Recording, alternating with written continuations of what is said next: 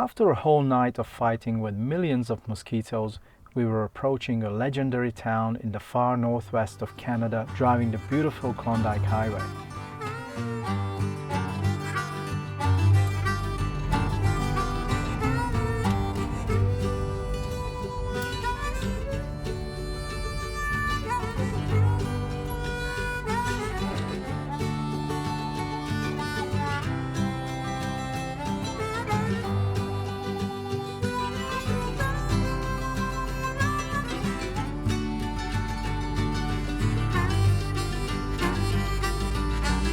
With a population of only around 1,400 people, Dawson City is a small but mighty town with a rich history and tons of activities to keep you entertained. This quirky little town located in the heart of the Yukon Territory in Canada. It has a rich gold rush history and is home to some truly unique experiences that you won't find anywhere else. We immediately have a feeling that we have gone back in time.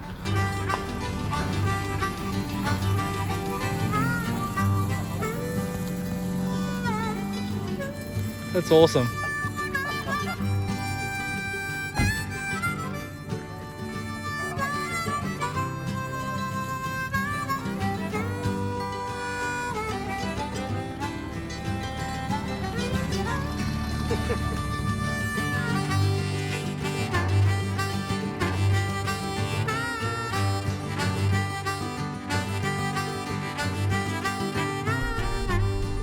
Other than the front street, none of the town's side streets are paved, but pedestrians are treated well with boardwalks, adding to the feeling that we are in a remote Wild West Gold Rush town.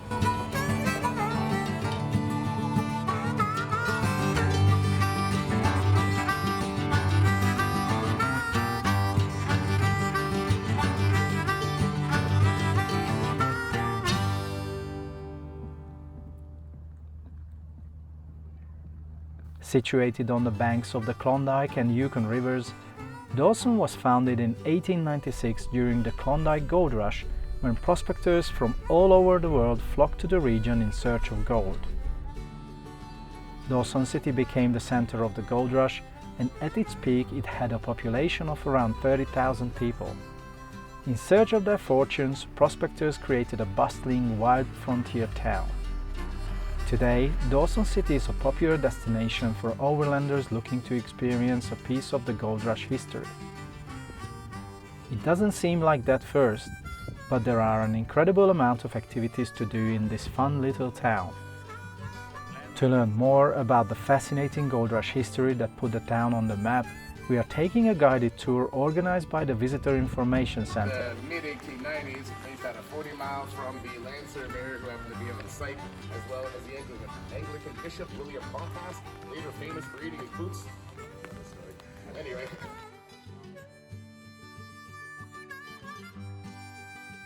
Anybody drive to Dawson? Most of you drove, right? You didn't fly, right? You probably notice you can't get here in the fifth passion, huh? Yeah. So, further, the road to Dawson wasn't finished until 1955, and there's no roads through the territory. Make it two. I can pour you some of this imaginary whiskey. It goes right to your head.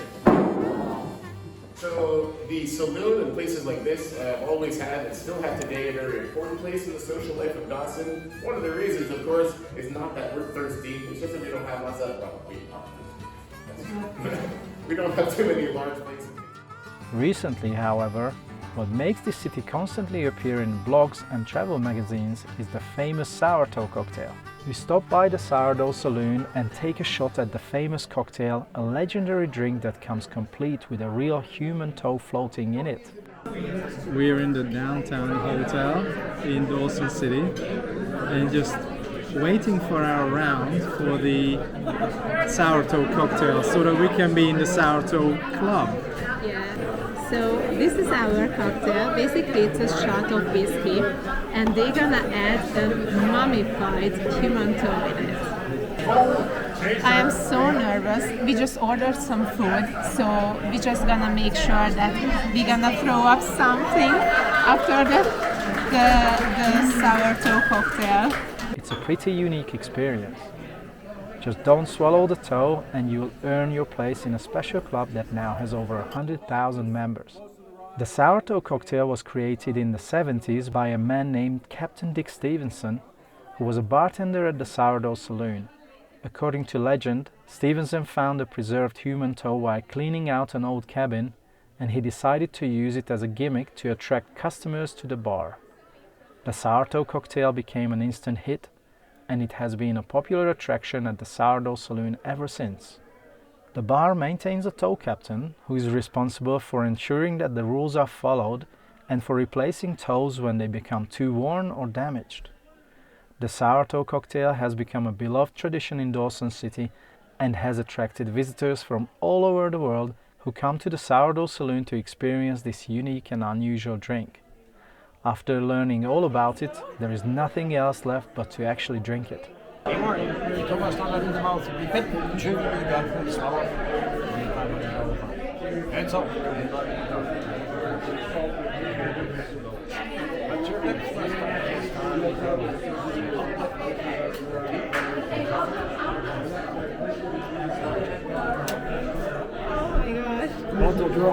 Yeah, this is so gross. It's so gross.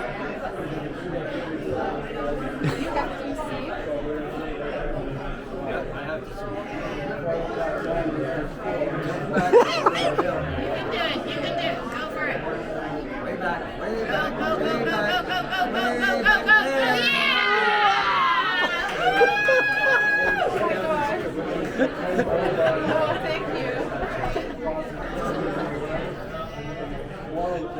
So this is my certificate. I did the Sourtoe Cocktail.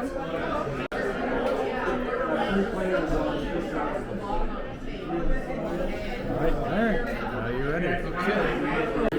There you go. You get the monster. Drink it fast. Drink it slow. Make sure you get the mustache. No teeth. No tongue. Oh, bunch of. Okay. Oh, Jesus Christ.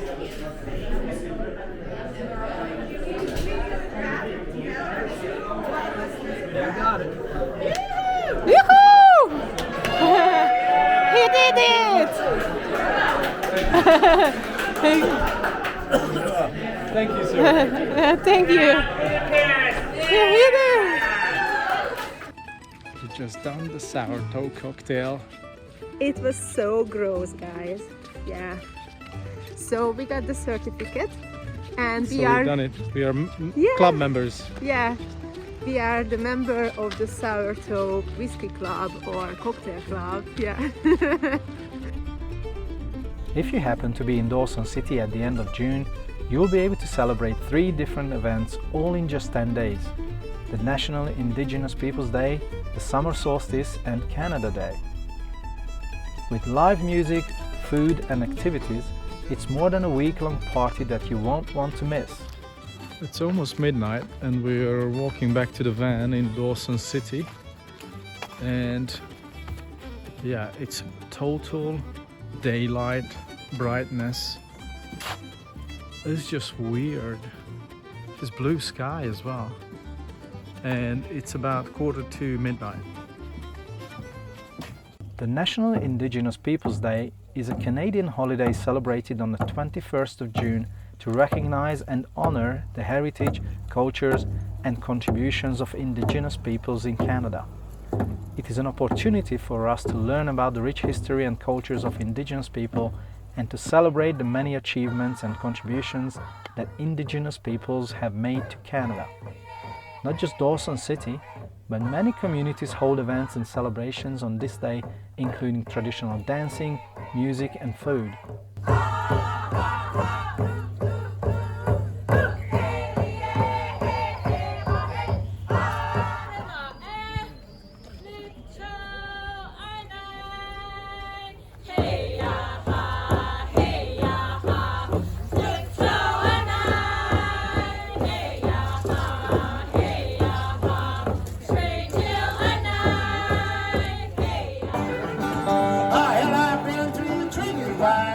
I've been a drifter all my life. I'll be that way until the day I'm gone. Yeah, patches on my jeans. Naturally, on the same day, we were at the perfect place to celebrate the summer solstice. We've been on the road for 3 months now, and we are looking forward to a whole night of bonfire, beer, music, and never-ending sunset on the midnight dome with great people right above the town.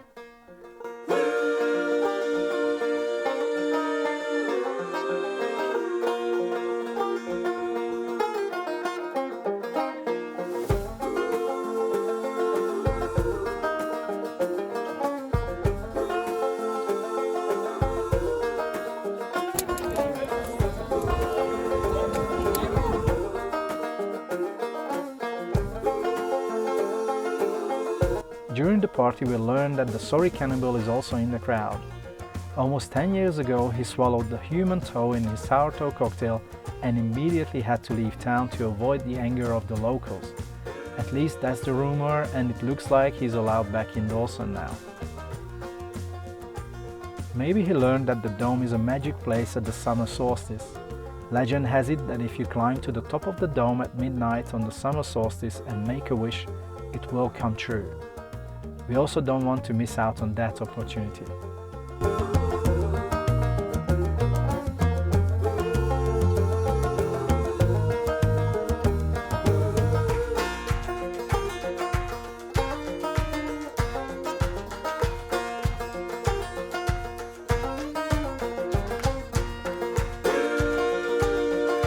We meet wonderful people here, and we especially hope to meet Chris and Rick again in the future.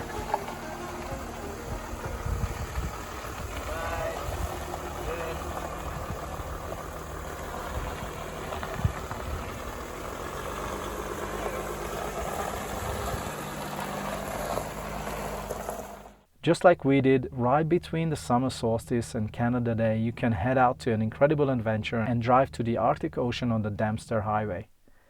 When we are back in Dawson City, we celebrate the fact that we are still alive, and a few days later we join the locals in celebrating Canada Day on the 1st of July.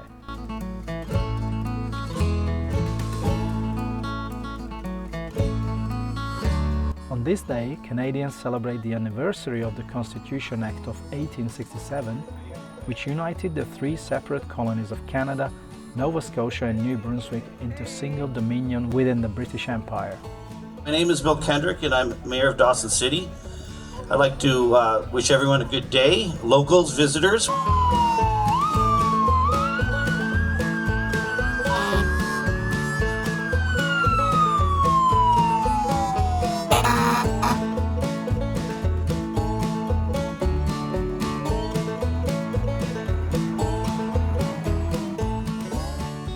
To experience the old Wild West vibe even further, we head over to the Diamond Tooth Gerties gambling hall for an evening of gambling and live entertainment.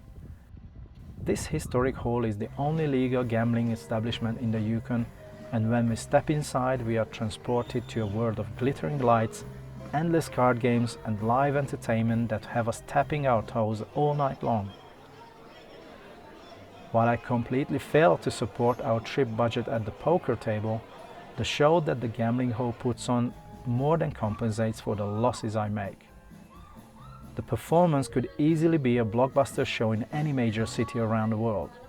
No surprise there, as they've been learning how to entertain at this historic establishment since it first opened its doors back in 1900.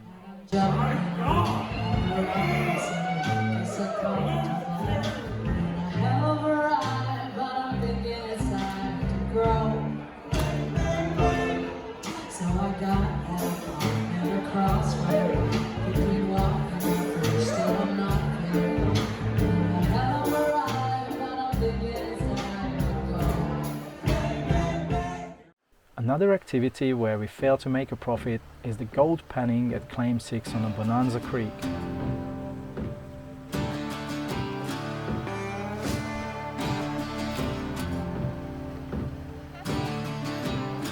We go there with our friends and try our luck. However, as we find out later, none of the shiny little rocks that we find turns out to be gold. I'm just concentrating very much.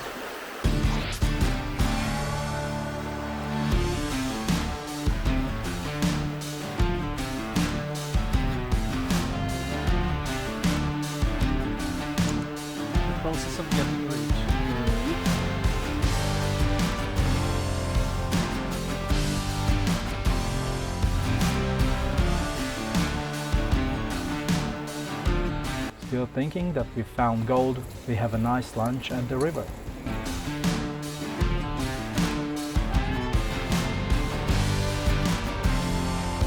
Dawson City is usually also the starting and ending point of the Dempster Highway for overlanders. The infamous Arctic highway that's really just a maintained dirt track takes a toll on vehicles.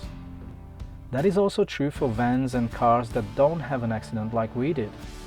Just opposite the Visitor Information Center, we end up setting up an improvised overlander camp where everyone is cleaning, maintaining or repairing their rigs.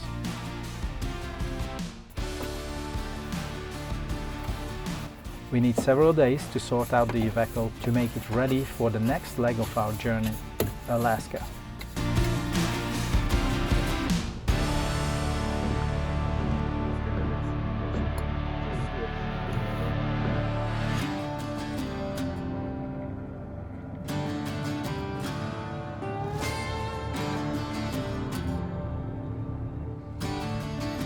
Before we head over to the ferry to take the top of the world highway to Alaska, there are a few chores that we need to get done in order to be ready to explore the last frontier.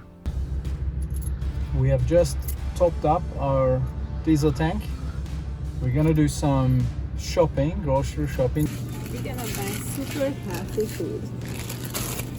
Just a little bit because not everything is allowed through the border. We're gonna fill up our water tank, have a shower in the campsite where we can just go in for $3 a good shower, and then Alaska, taking the ferry across to the top of the world highway, and then hopefully later today we're gonna cross the border.